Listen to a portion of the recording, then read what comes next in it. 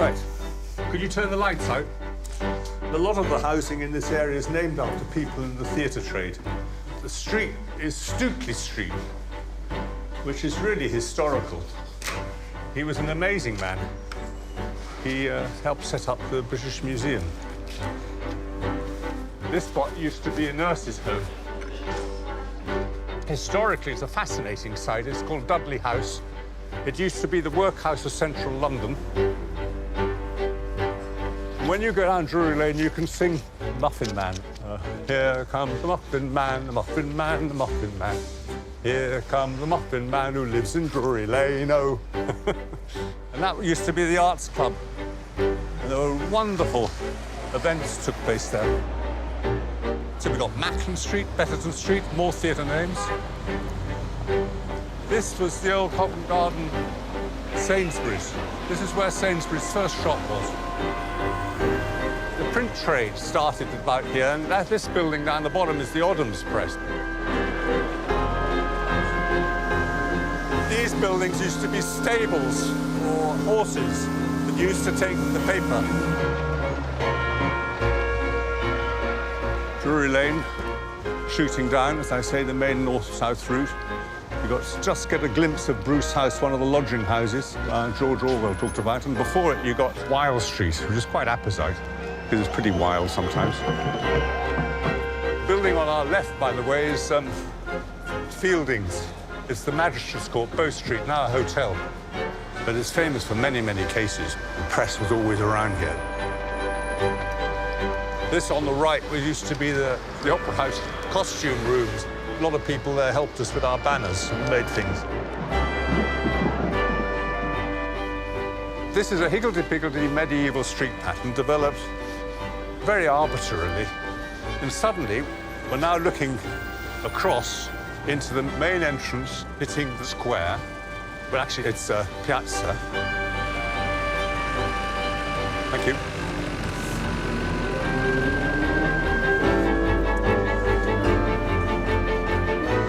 Here we are, boy oh boy, in Covent Garden Piazza, in the main square of Covent Garden, and in the main square of London. Just one vast space. Very impressive.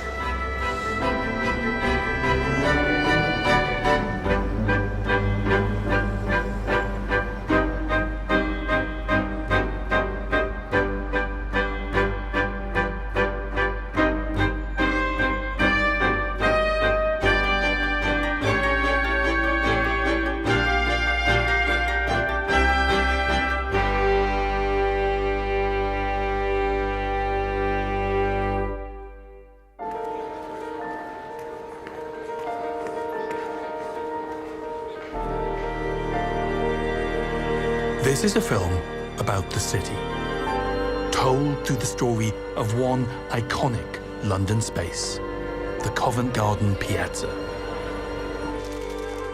Each year, around 43 million people visit Covent Garden. They come for the shops and the theatres, for the street performers and the restaurants. But they also come because Covent Garden today is what it has been at various moments in its history. It's a place to come and feel part of London, even if you're only visiting. Because for almost 400 years, this has been a unique space. This piazza is like the frame of a painting, and inside it, generation after generation have lived out their lives.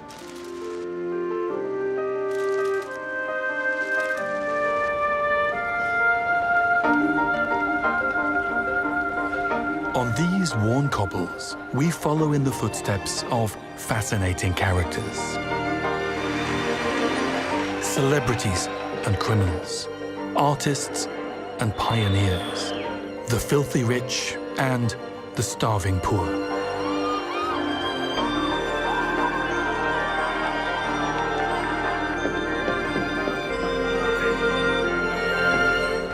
All of these life stories are contained in the past of this one space. Although the Piazza has changed a lot over the centuries, it still measures 316 feet wide by 420 long, as it always has done. And everything that has ever happened here has happened in this exact same space.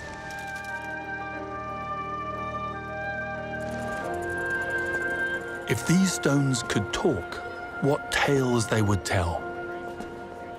There's a meaning there. It doesn't bear any comparison to when I was a young boy and it was all buzzing and going on.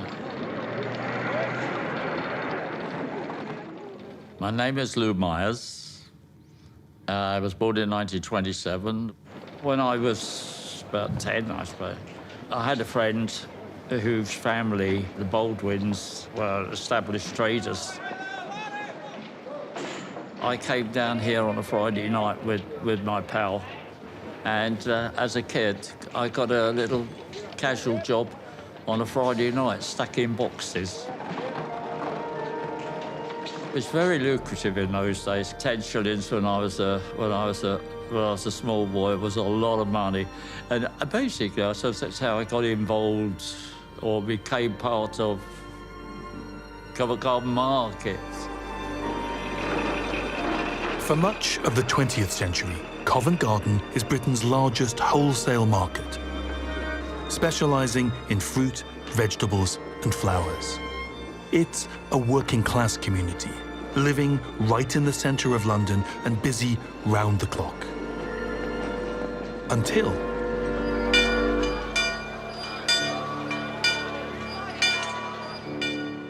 one night in the early 70s, the shutters come down for good, and the Piazza is earmarked for demolition and redevelopment. I was completely amazed that something like this was being promoted, the complete Philistine attitude of demolishing as much as they were. Introduced myself, Jim Monaghan. I'm an architect, getting a bit ancient in life. I got to know Covent Garden when I was about 17, 18. I was living around here off and on, sometimes squatting, because there's a lot of empty property. The planners came along and explained their scheme, and it was extraordinary. I came around with huge anger, actually, real anger and determination that we ought to do something. Because you're fighting the biggest boys in town. You're fighting a whole political system. You're fighting, most of all, money which speaks. No one talks about the sort of strength of Covent Garden. The major strength lies with the people who live and work here. The greatest asset one has is sort of personalities, and one has them here. The fight against the developers is the final climactic battle fought by the community that emerged around the Piazza.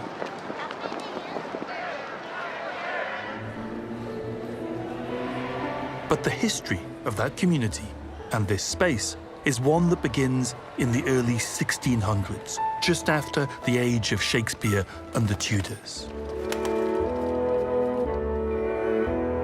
As it emerges from the medieval age, London expands towards a large private garden that once belonged to a nearby convent. It's now seen as a prime development opportunity by its new owner, Francis Russell, the Earl of Bedford.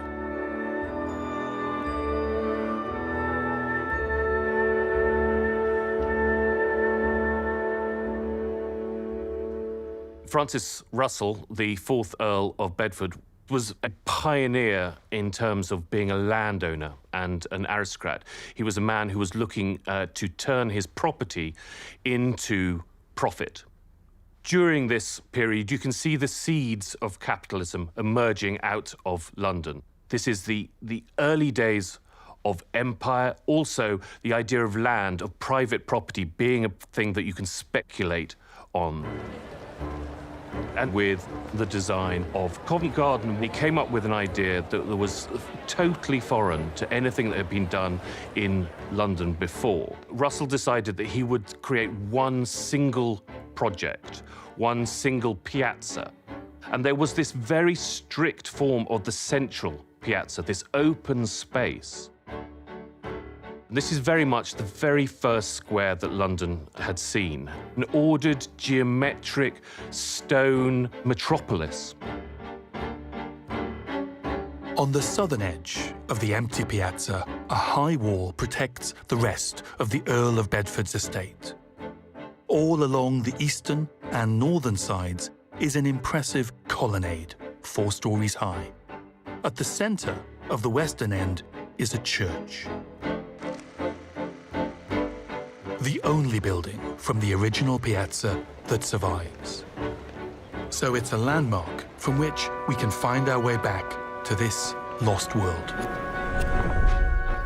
This is the piazza, soon after it was completed. So this is the late 1630s. And what it represents is a revolution in British urban living.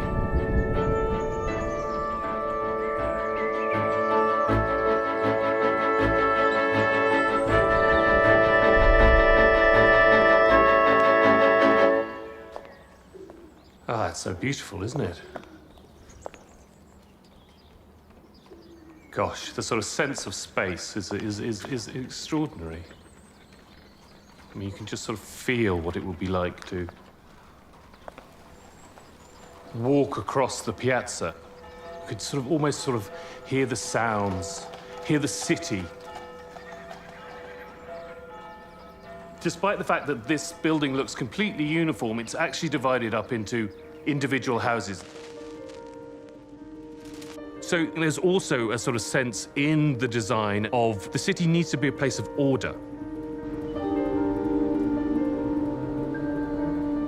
There is a very early description of this elegant space. A sermon preached in its own church so impresses the piazza's creator that Francis Russell notes it down for posterity. London, the ring. Covent Garden, the jewel of that ring.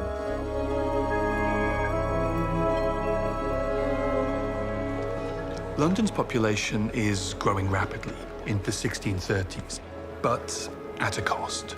Each year, the dirt and the disease and the overcrowded, insanitary conditions claim the lives of thousands. And these uniform, porticoed houses with piped water looking out into the open space of the piazza, they are the new modern solution. And compared to much of the rest of the city, this is a sanctuary.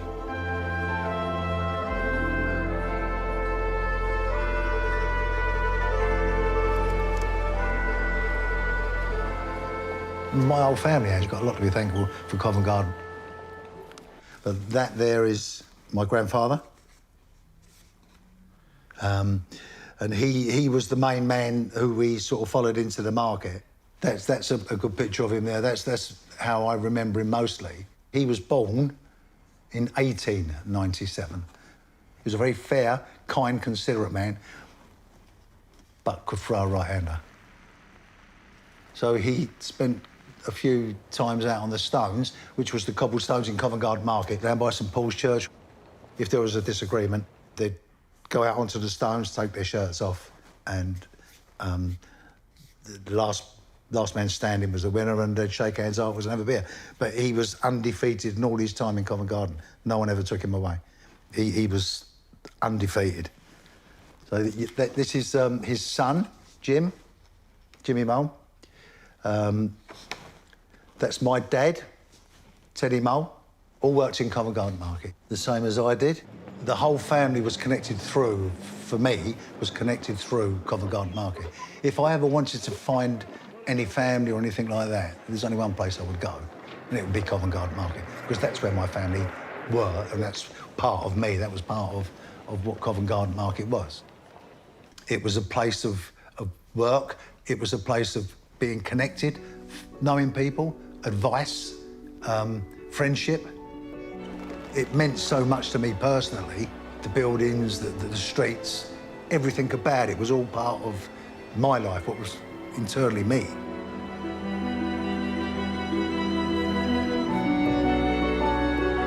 Although the Covent Garden Market of recent history has a tight-knit working-class population, this space begins in the 1600s as a sanctuary for those at the upper end of the social scale.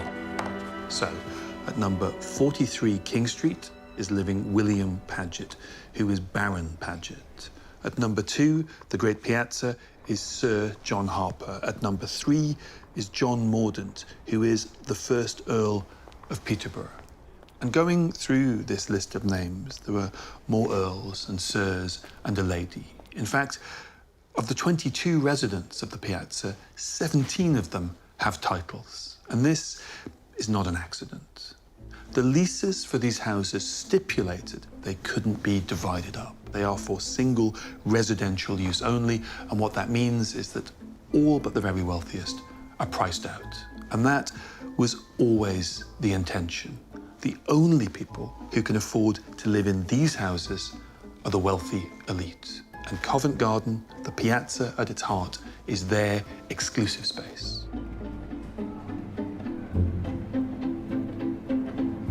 But one outsider does break into this world of aristocrats and courtiers.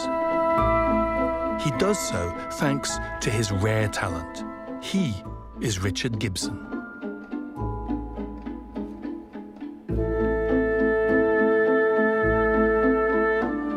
Richard Gibson was an artist, specifically a portrait miniaturist. He moves into Covent Garden probably a few years after he's married in 1641. And he's recorded as living on Longacre off the Piazza.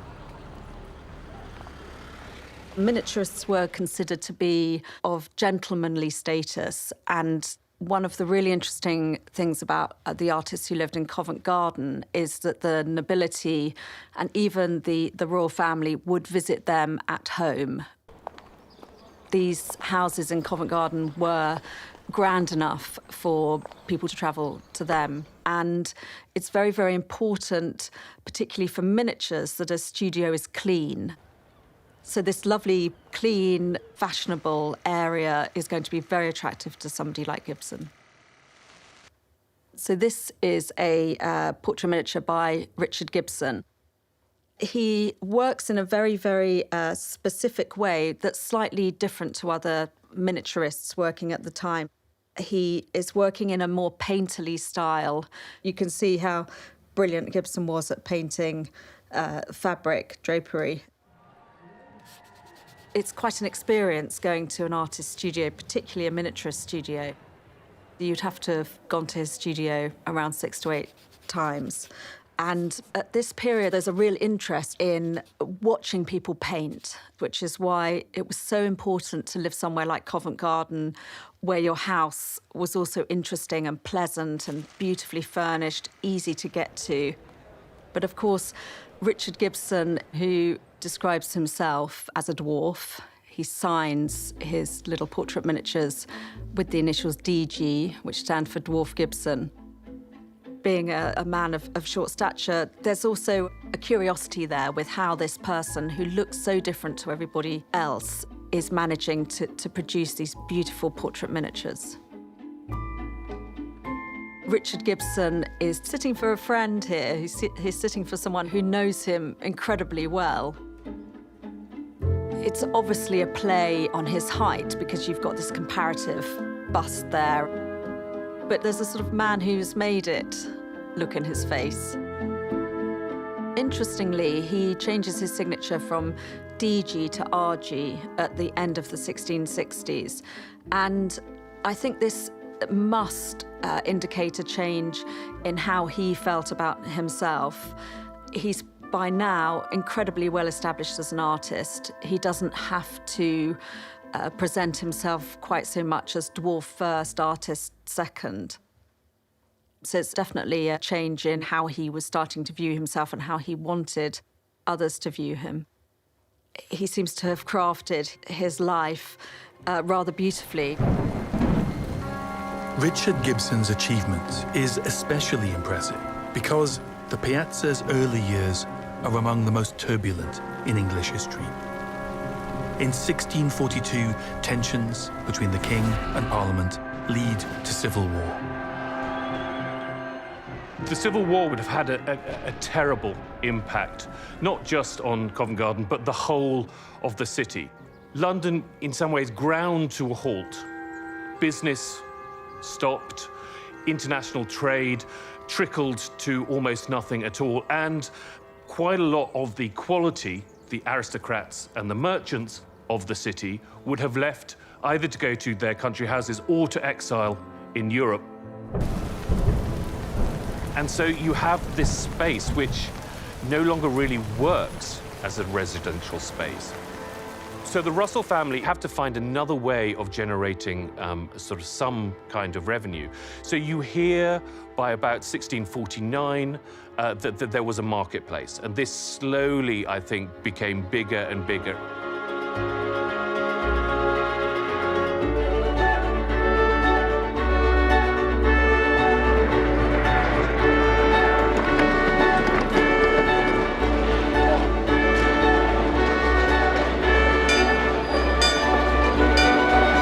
I had quite a difficult childhood.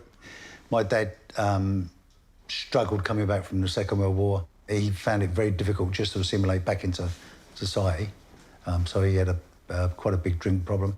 My parents split up, and my two brothers were more or less on the street, offending for themselves. I was a little bit younger. I ended up on my own for a few days, where my mum thought I was with my dad, and my dad thought I was with my mum, but I wasn't, and I was living on my own as a little boy. I was taken from there down to stay with my uncle down in Hampshire, in Winchester, and then they couldn't really contain me, and I was sent from there different homes, and then I went into the Merchant Navy. So I spent a few years travelling around the world and came back when I was 18, and that's when I went in to the market. I'm a totally, absolutely, totally uneducated person, so I could barely read and write. I thank Covent Garden Market for my life. I've got to where I've got because of Covent Garden Market. It taught me. And anybody who survived it and you could do it, you'd go anywhere, anywhere. So a lot to be thankful for. By 1660, the Civil War is over. And with the party-loving Charles II, the monarchy bounces back to the throne.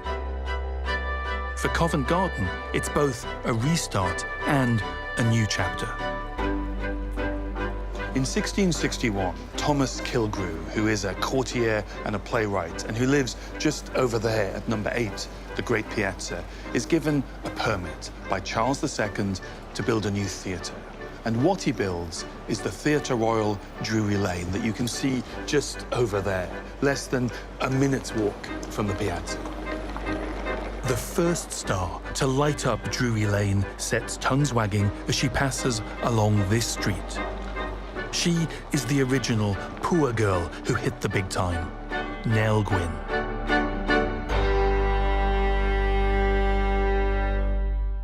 For a young girl like Nell, seeing the Theatre Royal Drury Lane open for the first time would have been a really exciting moment. Bearing in mind, if she was only 11 or 12, she'd have no memory of theatre existing beforehand. She worked in her mum's brothel at that point. In the records, it talks about her serving them drinks. And Nell didn't waste any time getting a job as an orange seller at Drury Lane.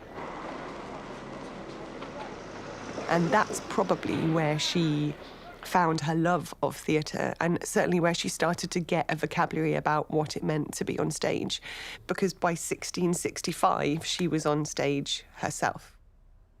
Bearing in mind this is a woman who had no education, who was illiterate, so she had to learn all of her part by people reading the part to her and her remembering it. It's a pretty huge act of memory. It's very impressive. She was so full of spark and humour, and I think it must have been an ability to improvise as well, to really think on her feet. One of the really appealing things about the theatre at that time was the amount of interaction that there was with the audience. And so there's a lot of interplay and a lot of asides where Nell would give a line to the audience because she seemed to have no fear. And in fact, rather than saying, I want to forget the fact that I was part of the brothel, she mentions the fact that she's a whore and she's not ashamed of it. One of the elements of the theatre at the time was that the actresses were pretty accessible to men, and a lot of the reason why people came to the theatre at all was to watch the actresses. In fact, you could pay a penny to watch the women getting changed backstage at this time. This image of Nell Gwyn, in some ways, is quite unusual because she's got clothes on. But I think if you look closely in her face, you can see that there's a little bit of a raised eyebrow there, that what she's really saying is, if you come backstage with me, then, you know, who knows what will happen. By the time she met Charles II, she was on her way up, and the fact that Nell had a celebrity admirer and was, you know, in cahoots with the king would have been a massive up for her in terms of her status, in terms of the theatre, the bookings, the ticket sales. Theatre was a gathering point for the whole of society, and so you could go to the theatre and pay a penny and be guaranteed that you'd see the king there. Pepys actually referred to looking at the audience rather than looking at the stage. All the pleasure of the play was the king and my Lady Castlemaine were there, and pretty, witty Nell, which pleased me mightily. The fact that you could have gone to the theatre and watched Nell Gwyn on stage knowing that she was the king's mistress, and not only that, probably that the king was there too, to watch Nell and the king flirt in front of you must have been the best kind of reality TV of its time. She went on to become one of the greatest celebrities of her day, and would have been then the star of Covent Garden.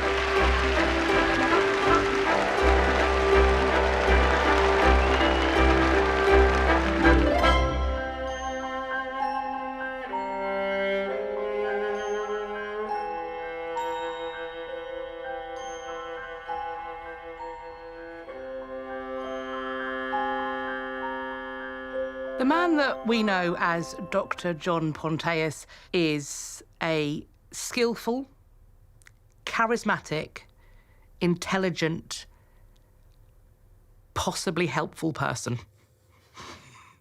So John Ponteus sets himself up just off of the Piazza at Covent Garden, treating the people that live around him. So he sets up his medical practice and his home there as part of a sales pitch. He publishes these medical books where he puts recipes for various treatments for various conditions. For the biting of a mad dog, take mince, a clove of garlic and salt. Stamp them together and lay to the bitten place, and this will heal it. When it comes to our understanding of looking back at what medicine was like, we would probably see it as there being a very fine line between science and quackery. So there's an entry in a record of the St Paul's Church in Covent Garden of Margaret, daughter of John Ponteus, on the 12th of April, 1665, that she is buried. And beside the entry are 3 telltale letters, PLA. She has died of plague, and I think it's likely that she would be the first person in the Covent Garden Piazza area to contract and die of plague in 1665. But this is a normal burial. This is not your usual plague burial where family and friends are not supposed to be there.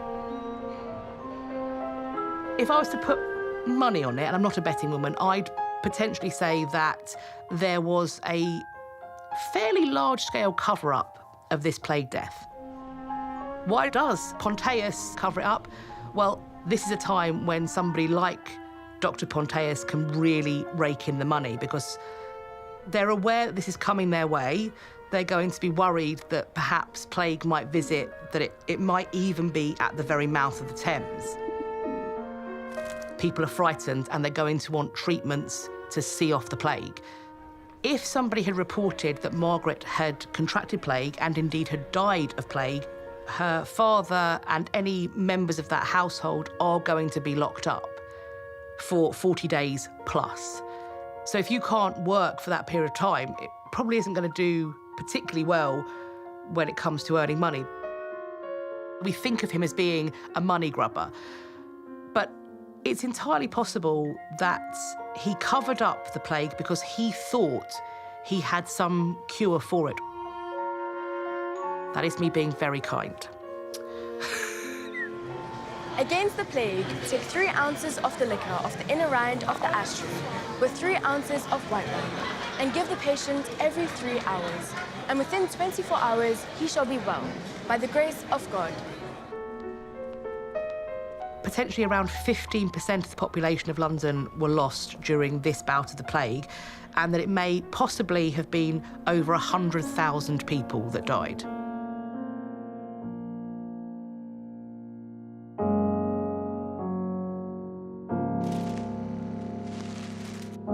After the plague, the Piazza is never the same again.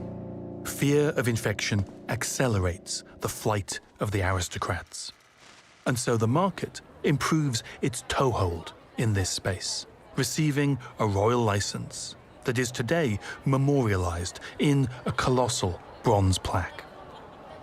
What it tells us is that in May 1670, King Charles II issued a grant to the 4th Earl of Bedford to hold a market in Covent Garden Piazza on every day of the year except Sundays and Christmas days for the buying and selling of all manner of fruit, flowers, roots and herbs.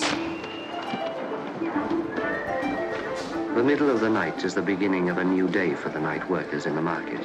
And there's only 24 hours in the year when these streets are quiet from one midnight to the next.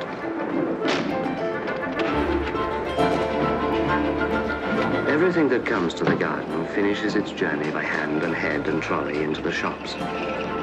Every time I came here, my heart lifted as I walked here, because you never knew what was going to happen next. First the unloading and delivering, then the long job of sorting and setting out for sale. Roses and chrysanthemums in long wooden boxes. The scenes in that of the porter folding back the tissue paper on the boxes of chrysanthemums, that, yeah, I've done thousands and thousands and thousands of those. That stand he was on, standing them up 10, 15, I did that every night of the week.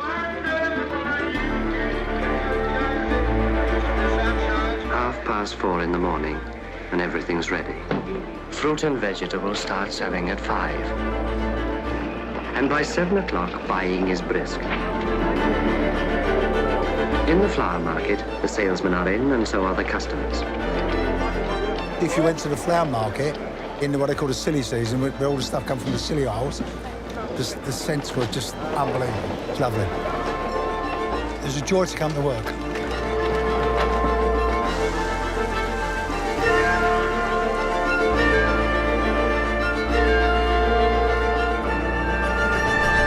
By 1670, the market is licensed and official, but it's still restricted to just a few shacks up against the wall on the southern side. The rest of the piazza remains as it had been intended, as an exclusive space. But then everything changes. The catalyst is that another acquisitive member of the Russell family now owns the piazza, the first Duke of Bedford. In 1705, he develops the southern side, building yet more houses. He also enlarges the market by moving it into the center of the piazza. This once empty space is now filled with the noise and the energy of commerce. 62 local residents send the Duke a petition complaining that tradespeople are invading their space. There is the stench and the filth of the market, and disturbances frequently happen by the great number of profligate and disorderly people who frequent the square. Just 70 years after it was created exclusively for the well-to-do, the piazza is now a contested space, and a colourful new era begins.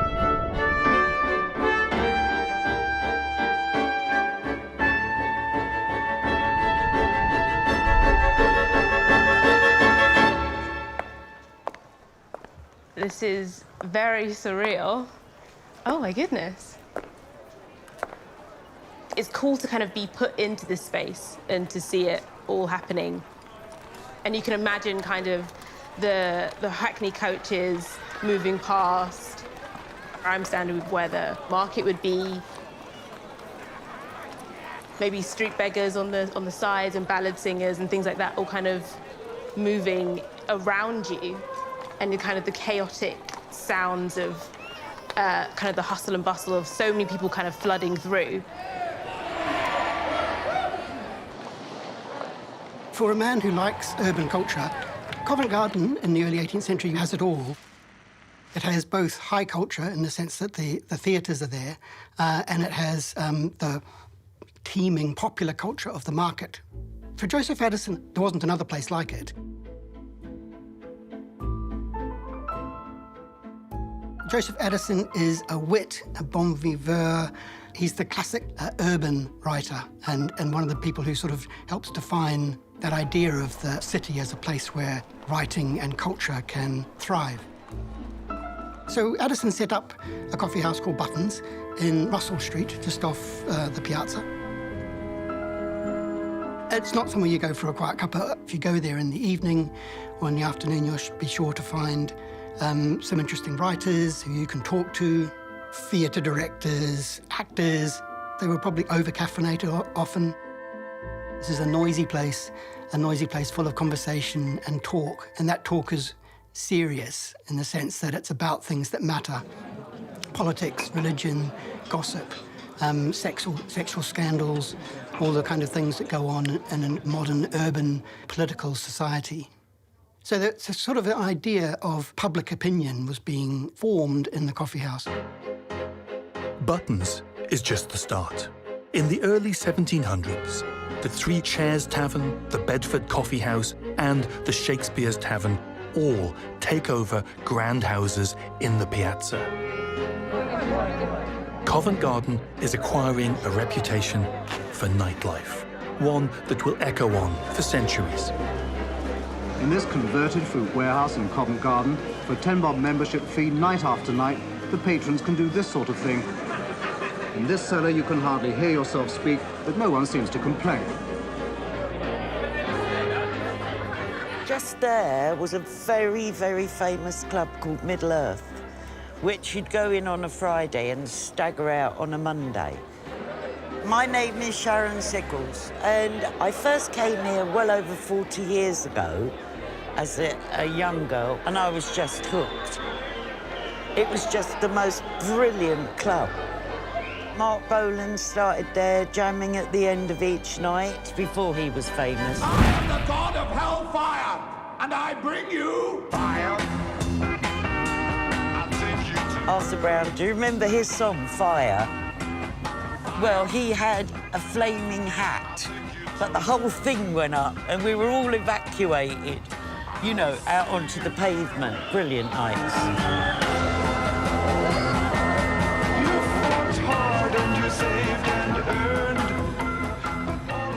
By the early 1700s, London is overtaking Paris to become the biggest city in Europe. The capital dominates the nation. It's home to 1 in 10 of the population. And some of the wealth and some of the opportunity that draws people here comes from London's position at the centre of an expanding British Empire. The trade with India, but also the Atlantic slave trade, generate enormous profits, and much of that wealth remains concentrated in London. And some of it is spent here in the Piazza. Among those getting their hands on the wealth that pours into 18th century Covent Garden is a complicated character called Moll King.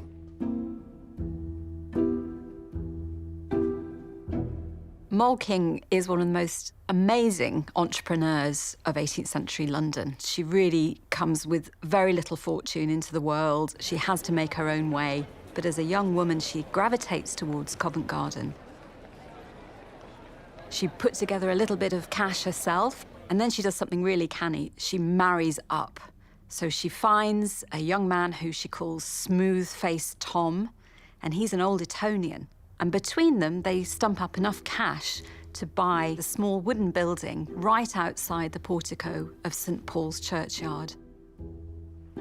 And they start turning it into a coffee house. Just bare boards, some rudimentary trestle tables and furniture, something that's very rough and ready.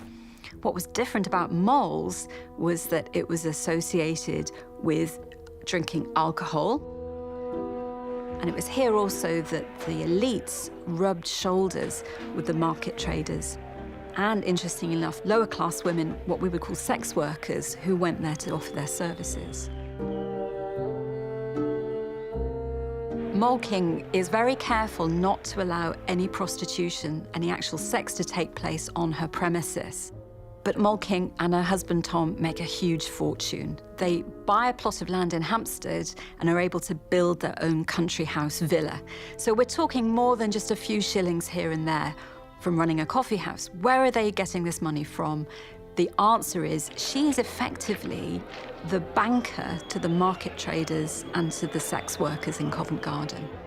And she charges a higher rate to the sex workers than she does to the market traders. So they were people who owed her money, and as long as they stayed on the right side of her, there were no bad consequences. She's ruthless. She has a different set of morals and a different moral code than a woman of her status is expected to have. In this space, designed for the elites, for the aristocrats, you have this opportunistic culture of entrepreneurs and market traders, but also other kind of shadier types moving in as well. So Covent Garden in general started to take on the character of a red light district.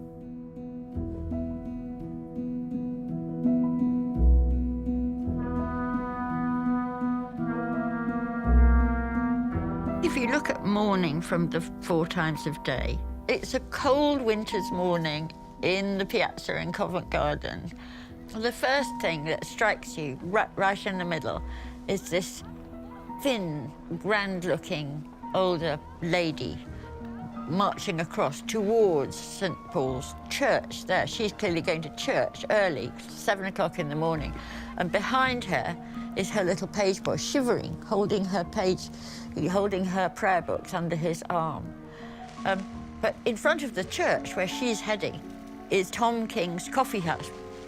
And inside you can see people fighting, they're holding up staves. And in front, there are 2 couples embracing. Hogarth specifically cites mourning in Covent Garden because the Piazza to Hogarth was the living heart of his world.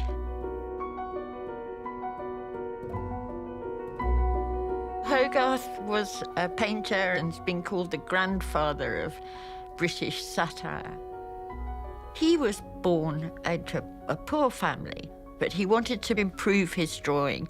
So he joined an academy run by Sir James Thornhill, which was in one corner of the great Piazza. And 5 years later, he married, rather against Thornhill's approval, Thornhill's daughter Jane.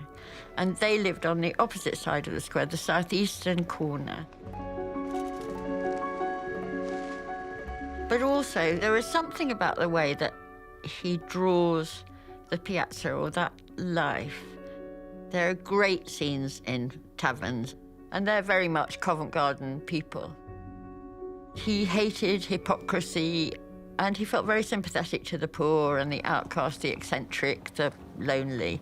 And so his stuff has got that rich life of the streets in it. But it's also the contrast between the meanness of the upper classes who actually were leaving the Piazza at this date because they didn't want to be there with all this brouhaha, and the life of the streets, which is much more vivid and much more alive. The people are taking over. The whole of this area was a family. Everybody helped one another. We went to one another's funerals, we went to one another's weddings, we went to their parties. A whole language out there that we spoke that was different.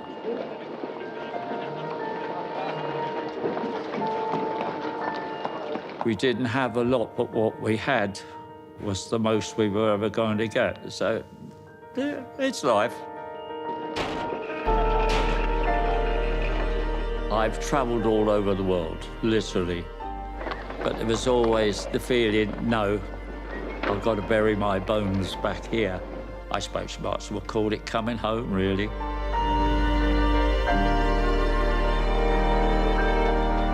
At least one aristocrat still calls Covent Garden home, right up until the middle of the 18th century. He clings on inside the wedding cake grandeur of this house. Later, it will be the site of the nightclub Middle-earth. Today, it's an outlet for a makeup brand founded by a social media influencer. Lord Thomas Archer, who lives there at number 43 King Street, is the last of the aristocratic residents to leave the Piazza. After he departs in 1757, there are none.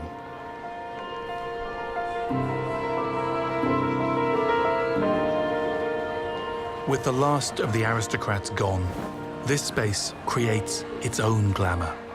My name is Louise Hurd, and my relation to Covent Garden Piazza is that I have been working this shop since about 1988. In fact, actually a bit before that, when I was a teenager and lived in southeast London and was just desperate to get up to this place called Covent Garden.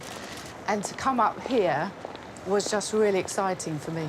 It was just very bustling. There was a lot going on outside. There were fashion shops. There was lots of vintage clothes shops. All the old pubs were still here, but there were also lots of cafes. And also, like in front of the church, that was the first place you would have seen, like, street dancing to hip-hop. I mean, it was that exciting. Everything was kind of coming together in this area. There's some kind of energy here, and we're right in the middle of the market, in Covent Garden. And I think that there's some kind of theatrical ley lines that sort of converge in Covent Garden Piazza.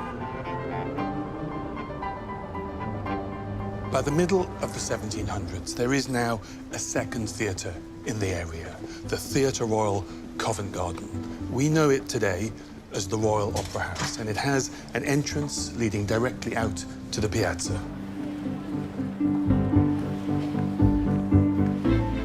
This colonnade now becomes a boulevard of dreams. And one of the first to pass along it is a starstruck wannabe called Charles Macklin.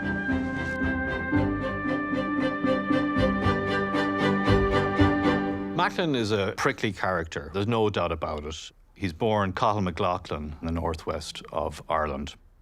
Like many Irish before him and after him, Macklin came to London for fame, for fortune. Before he was famous, it's fair to say that he was infamous. He comes to big public attention in 1735 when an unfortunate backstage incident with a fellow actor leads to a violent event. They're squabbling over a wig. Macklin insisted this was crucial to his part, and he ends up stabbing him in the eye with a stick. Macklin stands trial for murder, and he represents himself, he cross-examines witnesses. He's very capable, he's very authoritative, he's very assertive. Obviously, his acting background helps him. He gets let off with manslaughter, and he's back acting very quickly as well. So when he plays the Merchant of Venice, when he plays Shylock in that play, is this snarling, dangerous, vicious villain. He terrifies audiences. He's said to have given George II a sleepless night after the king went to see it. This makes his name. He becomes a superstar in the London theatrical world. It's difficult for many to be Irish in London at this time. There are concerns about cheap Irish labour coming over. There are prejudices against the Irish. So Macklin's journey from being born in an extraordinary rural part of Ireland to become one of the most celebrated actors of the age is remarkable. And when London Irish people saw him act night after night, in them they saw opportunity. This is a wonderful story that tells us quite a lot about, Macklin's ambitions, but also the Covent Garden, the area that's a very febrile place, a very energetic place, a place that crackles with energy and possibility.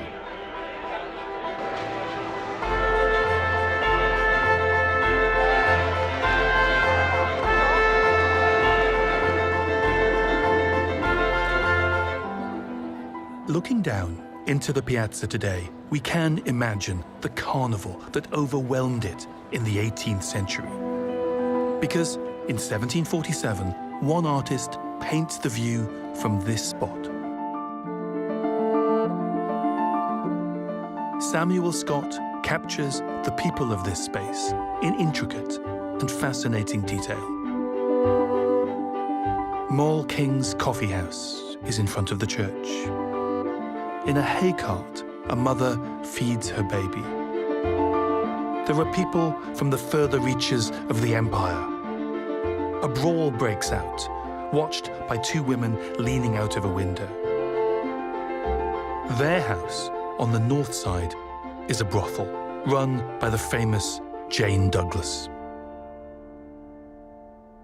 Jane Douglas was born in 1698 in Edinburgh with a father, John Douglas, who was a black man by complexion, and a mother, Susanna.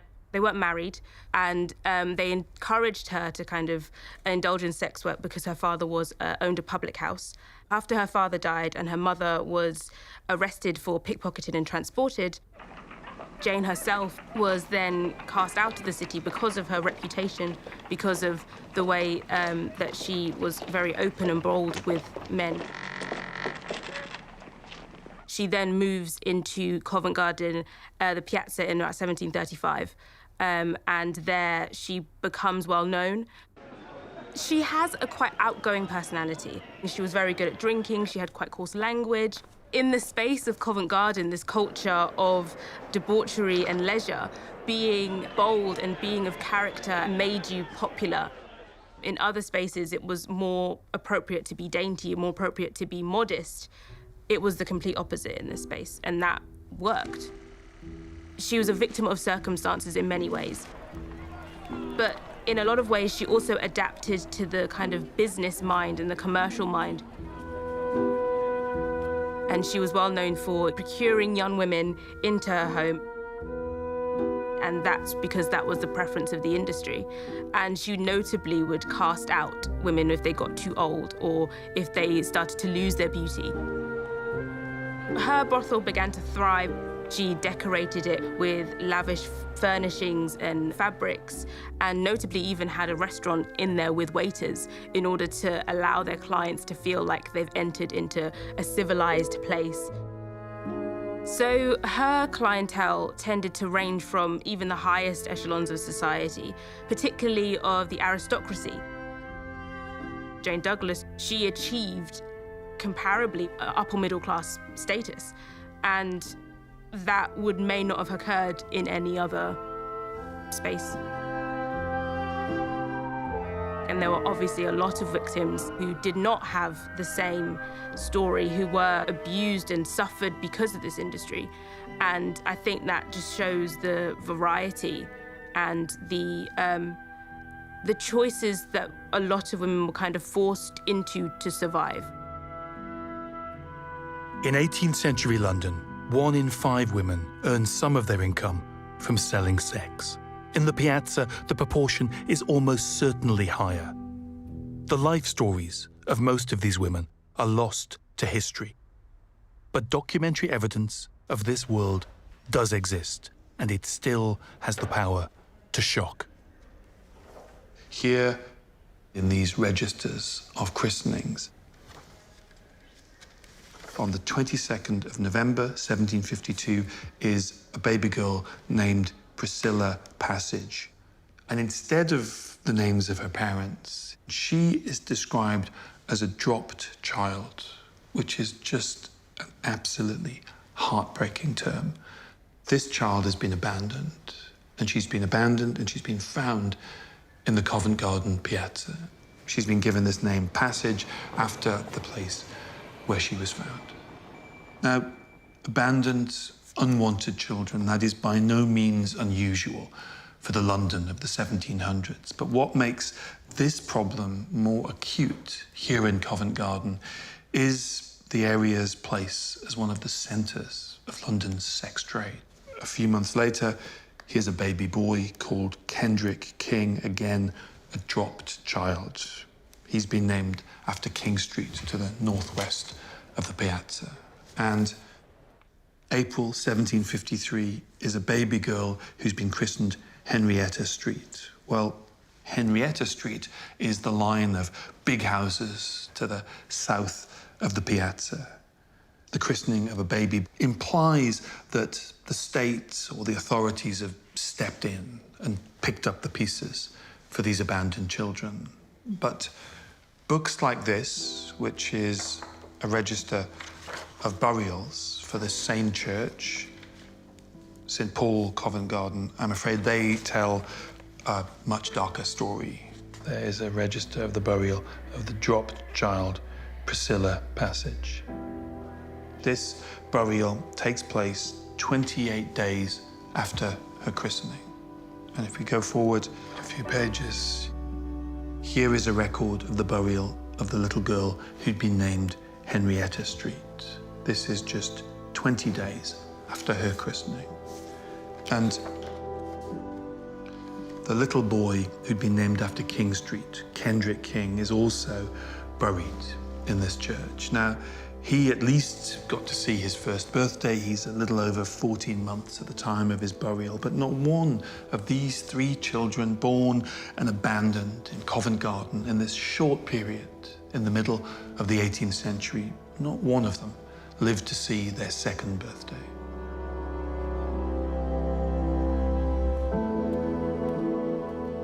These unwanted children are the other side of Covent Garden's famous notoriety.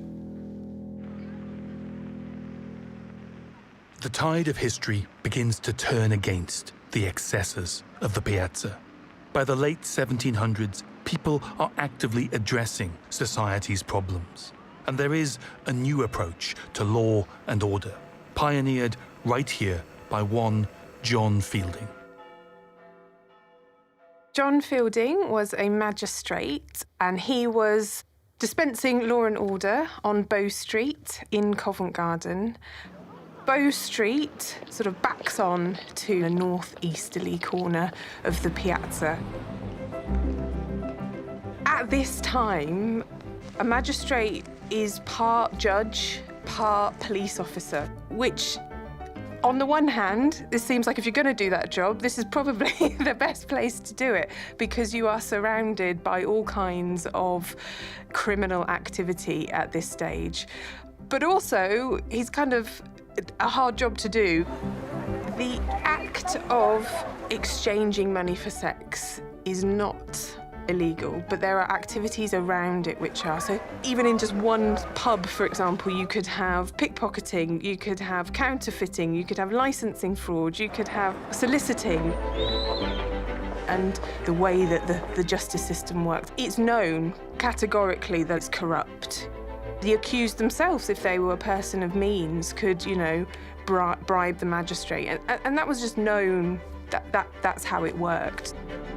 But John Fielding really seems to have been trying to make a change, trying to build up a team around him to be the group that don't take the bribes, that don't succumb to any form of corruption.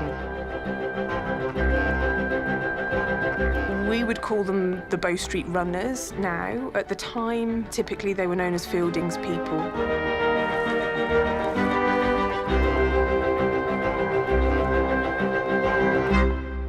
The image of John Fielding says to me a man who's very comfortable with who he is. He has a calmness within him. And of course, I'm drawn to a headband which sits just above his eyes, which indicates that he is blind. Whilst other people see it as sort of a tragedy, he sort of takes it in his stride. It really is fascinating that it doesn't in any way seem to have held him back whatsoever.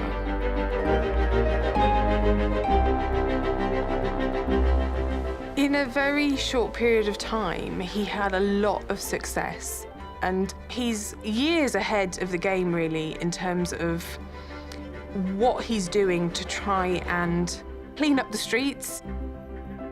If you look at what he was doing, you can see that that's being replicated 100 years later, 200 years later, right up until what is happening today.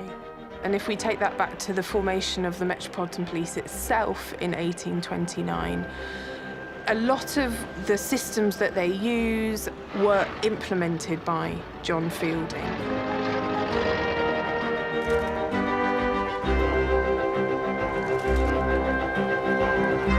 So my path was somewhat broken because I'd still got the wanderlust from travelling around the world. Anyway, I left.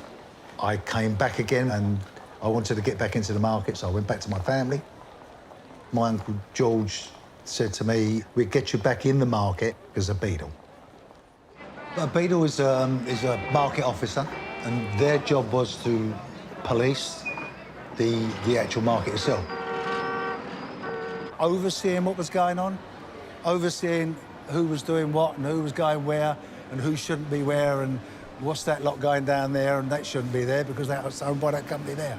This is where you was allowed to bring your produce out and the produce would go back up like that. And if the beadle came down and saw you pass there, he'd say, bang the box, kick the box, get it back over the line. Because if you look, that's all you had to walk in. And the barrow had to come down here and pick stuff up. So it was very, very tight. You could not come over the line. The beadles wouldn't allow you to. And this place was buzzing at 12 o'clock at night when the rest of London was going to sleep. And then you can imagine what sort of, that drew everyone in because the rest of London was shut down, this wasn't. So there was lots and lots of people here. That's why as a beadle, you had to keep on your toes. Come on, hold it!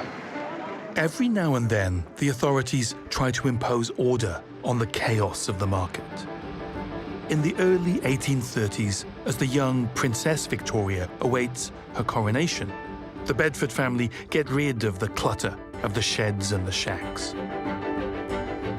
From now on, the trade in fruit, veg and flowers will happen inside a single, immense market building. 2 centuries after the Piazza was conceived of as an empty space, a new era begins. The market is now the dominant presence.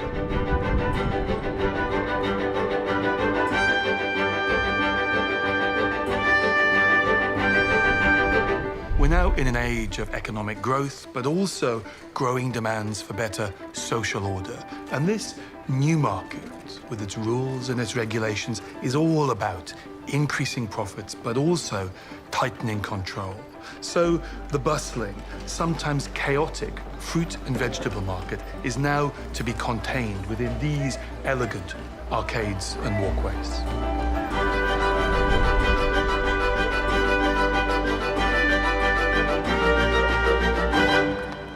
The market. Well, it has been my life. You know, basically the whole of my working life. It's just home. There's hundreds of people working here, and you know them all. I used to make my own things. It was handmade crafts. I loved the fact that I was working for myself, but now I work for my friend because I'm sort of semi-retired. There you go. Once a shopkeeper, always a shopkeeper. There's never a day where I don't want to come into work. It's the uniqueness of the market. It's essentially London, and someone will always know something that you don't.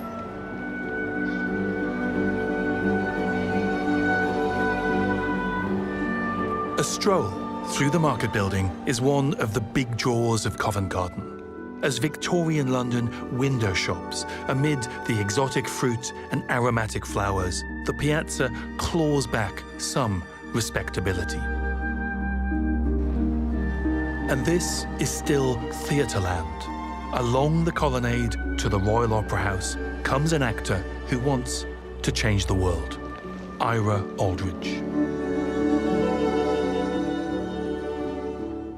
Ira Aldridge was a black American actor who was born in New York in 1807, but there was no avenue for him to have a career in New York. Slavery was still full-blown. You know, New York was a free state, but being an actor of colour was not a known path. Slavery was not enforced on British soil. It was in the plantations and in colonial countries, but not on British soil. So he came to Britain to try. He spent 7-8 years touring about 50 theatres around the country, getting experience, getting work, getting paid, and he got a good reputation. The reviews were good. So in 1833, Edmund Kean, who was the greatest actor of his generation, he collapsed on stage at the Theatre Royal Covent Garden when he was playing Othello. And the manager of the theatre asked Ira Aldridge to come in and take over. People seeing someone like Ira Aldridge on stage in a leading title role at one of the legitimate theatres in London would have been a huge deal. I mean, if he got this right, his career would be made. And also, it was completely a political act. And I think he was very aware of it, because at the time that he was at Covent Garden, the vote to abolish slavery in all British colonies was about to go through Parliament. And Ira Aldridge disproved the argument that slavery was for the good of the Negro. You know, these are people who need guidance, they wouldn't be able to manage on their own. He performed well, the audience enjoyed it. And in the press the next day, the reviews, awful. Mr. Aldridge has nothing to recommend him for the part of Othello but his complexion. Some of them are just downright racist. His foot is ugly, and he walks upon it with a heavy, unelastic tread of a dromedary. In my opinion, the reviews were a tactical move to demerit him, because the newspaper owners are powerful people who benefit financially somewhere from slavery. The vulgarisms of his pronunciation is quite unheard of in good society. So he played for 2 nights at Covent Garden, and then the theatre closed. He never, ever played Covent Garden again in his lifetime. But 3 months after Ira was at the Theatre Royal, the abolition of slavery in British colonies was passed. When I see this face, I always think he's smiling a little bit inside. But it also has the weight of experience. He knows more than I think we can ever know. He's had to battle so many things to do what he did. It's a good face.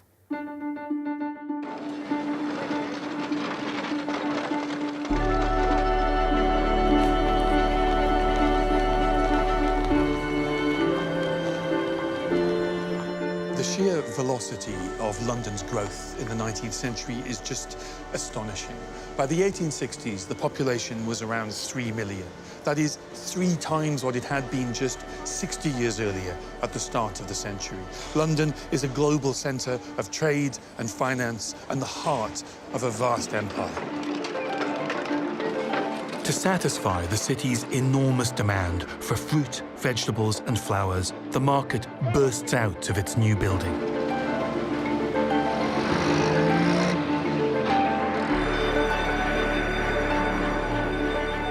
The market, that began as just a few little sheds on the southern side of the Piazza before being moved into the centre, has now taken over the perimeter. There is little left in the Piazza now other than markets. It became a victim of its own success within a few decades. There's reports in Punch magazine about the streets being basically full of vegetable detritus and being slimy and horrible as a result. It was called the Mud Salad Market by Punch magazine. This would be very, very tight here. You could hardly move. Buzzing with porters, there'd be trolleys, there'll be barrows. This place would be very, very, very busy. When I first came here, it was very, very intimidating. Very intimidating. A lot of hard men, a lot of busy men. They didn't suffer fools gladly. So you had to be on your game. There would be arguments and rows because there'd be lorries parked up that shouldn't be parked up. Stuff would get jammed. If someone left anything laying about, it disappeared rapidly. So everything was moving. It was like its own world, its own place, if you like. Come on, Peter, what's going on down there? As early as the 1880s, there are calls for the market to be moved out of the piazza. But a sense of tradition and the lack of any obvious alternative site means that nothing happens for almost a century. This book is published in 1968, and it lays out a plan for the closure of the fruit and vegetable market and the flower market. Now, Covent Garden, by this point, is no longer owned by the Bedford family, but by a consortium of 3 local authorities. And they've joined forces to make the piazza, as they would have seen it, fit for the late 20th century. After 3 centuries on its present site, the Covent Garden Market is expected to vacate the 15 acres it now occupies in the heart of London. By the early 1970s, the brave new London of the planners is starting to take shape. Finally, after more than 300 years, the market is to leave Covent Garden. 2 miles to the south, in an old railway yard just across the Thames, a new market building is being created. It is vast, purpose-built, and has little in the way of character. The end of an era, as far as I am concerned. It is like someone saying to me, after you've lived in an house for 31 years, that you have got to go to somewhere else. And that, to me, honestly, there's no 2 ways about it. It just don't seem right to me. I'm sorry. What are you going to feel about working there after working here? Well, the conditions can't be any worse than they are here again, now. Have you seen them over there? Yeah. It'll be very much easier to do your business, and perhaps the hours will be shorter and so on, but there'll be something lacking, obviously. To the urban planners of the 1970s, the Covent Garden Market is a relic. And like horse-drawn carts or the piazza's flower girls, it has no place in their vision of the future. Late in the day, when prices have fallen, the old ladies come round who sell their flowers in the London streets. But things aren't what they were. When Jenny started selling flowers on street corners, Victoria was queen and every gentleman wore a buttonhole. But that was a long time ago.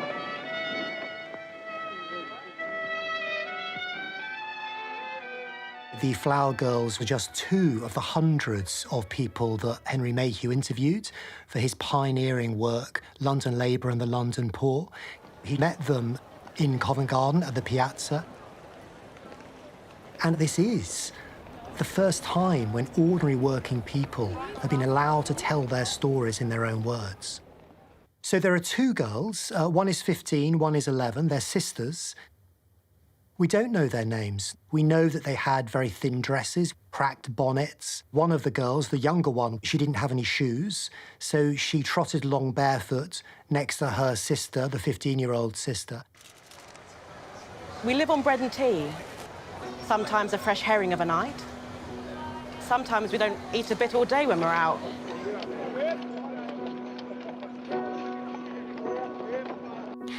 What I get from their testimony is the sheer ordinariness of their struggle. They simply take it for granted. There is no escape. They are trapped in this cycle of working 12-hour days for pennies. They are only ever a few shillings away from starvation. I've never had a 6pence given to me in my life. Never. I never go among boys. We can all read. When the older girl says that she doesn't know boys, what that means is that she's not dabbling in prostitution. And for them, literacy is something which would allow them to advance themselves later on, maybe become stallholders. They might have some kind of small holding. They might be able to improve their life chances. Ultimately, the flower sellers were part of a slow, painful social process that eventually would lead to the foundation of the welfare state, ultimately preventing people like that from ever having to go through the struggles that they went through. In the more short term, what happened to them? It might be that their famous chastity was tested and they became prostitutes. Perhaps they died of starvation, of disease, of the cold. Perhaps they struggled on. We simply don't know.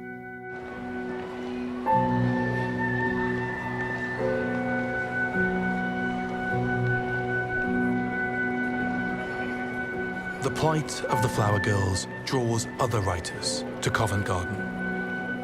Among them is a man whose books will capture all the wonder and all the misery of London in the middle decades of the 19th century.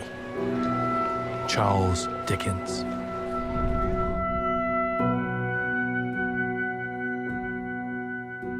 When Dickens was about 12, his father was arrested for debt. His mother moved into the prison with his father and with their younger children.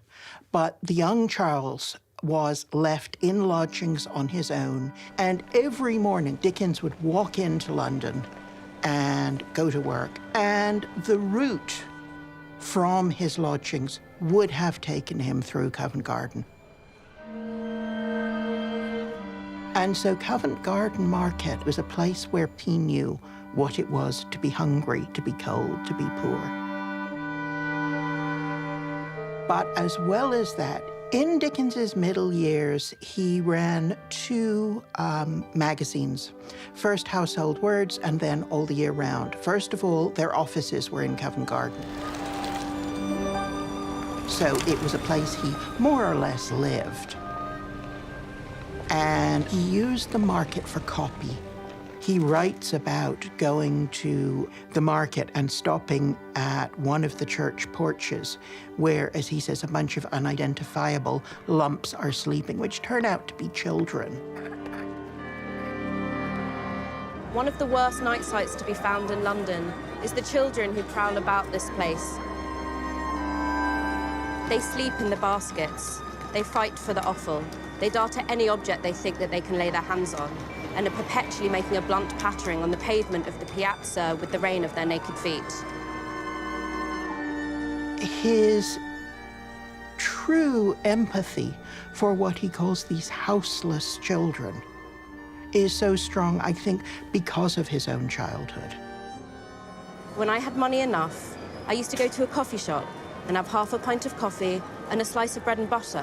When I had no money, I took a turn in Covent Garden Market and stared at the pineapples. I think in the end, the Piazza to Charles Dickens was a place of possibility. Whether the possibility was good or bad, I don't even think he knew. But as well as that, one of the things that we forget about cities is that they're not of a certain period, that we live in cities that are constantly evolving. And Dickens was particularly aware of this and how it's never just today, it's always yesterday as well, was something that he was very profoundly aware of. A century after the death of Charles Dickens, the space he knew so well is no longer slowly evolving. It faces drastic change. Because moving the market is just the beginning of the planner's ambitions in the late 20th century. This plan states that Covent Garden Piazzas, the first of London's squares, is now, in the late 20th century, obsolete. And then it goes on to use the key buzz phrase of post-war planning, comprehensive redevelopment. There's to be new offices, a new conference centre, some new housing, and lots of new widened roads, some of them running underground. There are aspects of Covent Garden that are to survive. The church and the market building itself are to remain. But other than that, this is Covent Garden erased. And this is the obliteration of a part of London that is, and always was, special, a part of London that the 3 centuries had operated and existed in certain ways, that had played a certain function in the history. It had adapted and changed over the years, but this isn't change. This is revolution. This is brutalism, not just in architectural style, but in an attitude to what cities are and what they mean to people. 350 years after it was created as London's most dramatic open space, the final nail is about to be banged into the coffin of the Piazza.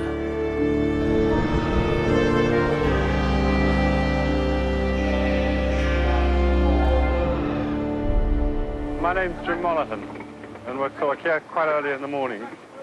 Covent Garden Market, it's people in the area, the residents and the workers sort of got together, and a sort of community group was sprung up. Sort of very emotional public meetings were held. The main task to begin with was to let people know in the area what was proposed. And one of the most effective ways was a poster that was done just slapping on buildings saying the GRC is going to demolish this building and filling in the date. Because people just didn't know, you know, and suddenly overnight, people actually visually in the streets said, what on earth is this? What do you mean pulling this building down or whatever? And suddenly there was a realization that something was up, and suddenly the campaign really started. I think youth sort of says, do it. You didn't think about whether you were going to succeed or not.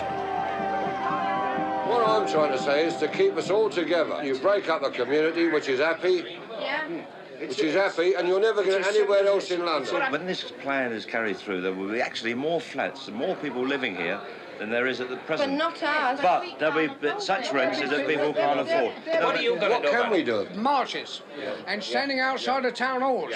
This is what we've got to do. We've got to let them know we're here. Should we drink to that right now? We're not bloody going. Up the belly and down the back, every hole and every crack. I've painted up down in Drury Lane. I've painted an old tomato over and over again.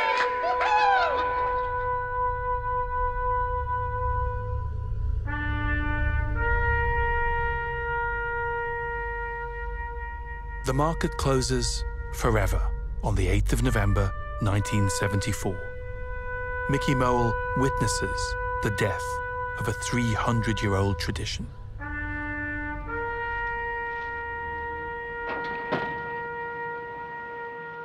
It was heartbreaking to see the rubbish and the junk all thrown everywhere, and the soul of the market had been just ripped out and thrown across the floor. That's what it looked like to me anyway.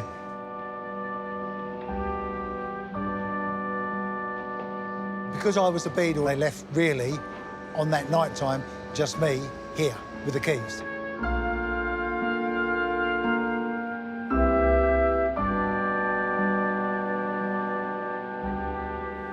It was cold. It was a slight breeze was blowing up. Stuff was flapping about in the wind. Doors were banging. It was quite eerie.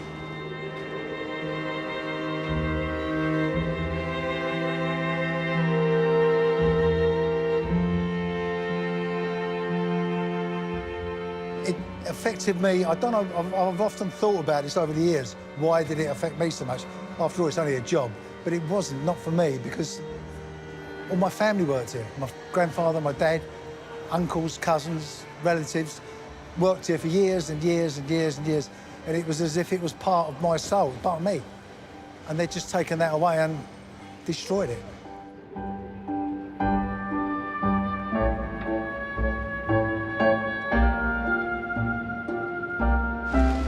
Although the market traders are gone, the future of this unique space is secure. The campaigners fighting to save the Piazza convinced the government to give around 250 local buildings preservation orders, what's known as listing. When that decision was made in '74 to list 250 buildings, that basically killed the plan, bang. So that was when the official plans for this area were dead. So for a time, it was brilliant. It was a vacant site, and there was this interregnum about what's going to happen. It was an absolutely amazing flowering of community action and different activities taking place. Festivals were held. The gardens were built. This is a programme for community festival. We elected our king and queen, and we marched around the area. We had a fantastic weekend. Street performance. performers, competitions, theatre. Our own beer tent was very successful. And then we set up a housing co-op and began doing our own housing, some of which survived. It was really exhilarating, really remarkable. And all of that's gone. You know, in retrospect, the big mistake we made was we never got into actually getting an ownership of the land. The property market doesn't hang about. In the 1980s, the Piazza is sold to a private landlord. Under their ownership, this space has filled with cafes, restaurants, and big brand shops.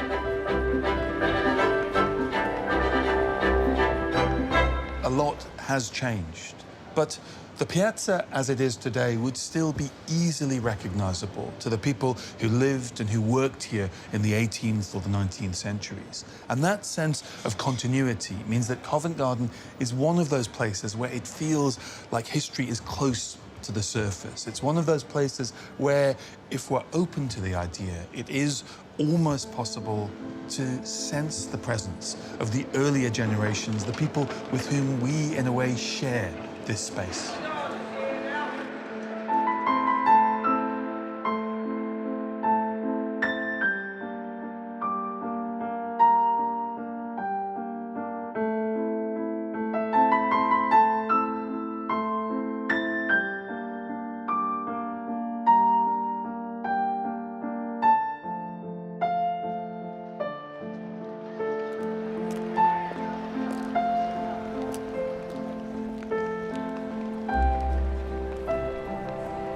It's been repurposed, and at the weekends when this place is absolutely, as we say, ramo, and it's got lots of energy, so it hasn't died. It's just morphed into something different, and I'm glad it has, because it's still got a life.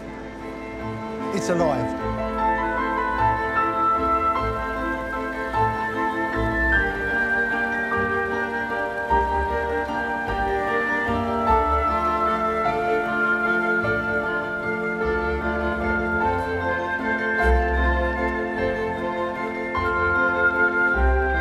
This film is part of a bigger national project that uses immersive technologies to allow you to see the UK differently. You can explore other famous shared spaces and their histories by downloading a free app. To find out more, go to bbc.co.uk/Covent Garden.